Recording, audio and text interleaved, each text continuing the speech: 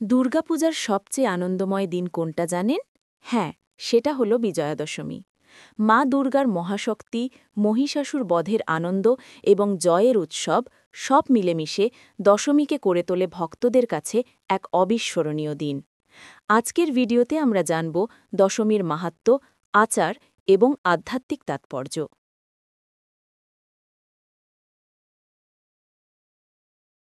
বিজয়া দশমী বা দশমী হল দুর্গাপূজার সমাপ্তির দিন।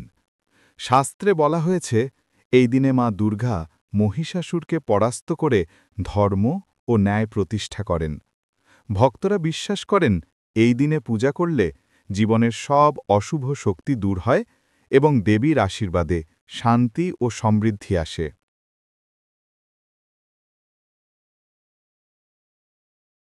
দশমীর কিছু বিশেষ আচার রয়েছে। ১. বিজয়া দশমীর পূজা।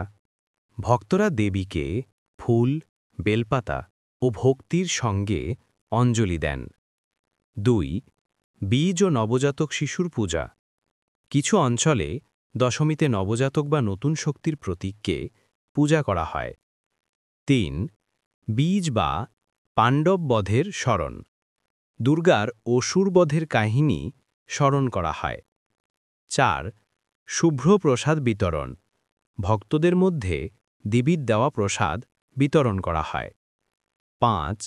ভজন কীর্তন ও ধুনুচি নাচ। ভক্তরা আনন্দ উদযাপনের মাধ্যমে দেবীর বিজয় উদযাপন করেন।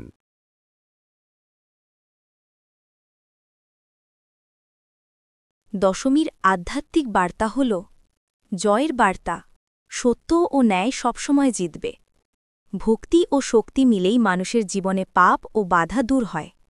দশমীর দিনে মা দুর্গার পূজা করলে পরিবারের শান্তি, সমৃদ্ধি ও আত্মশুদ্ধি আসে।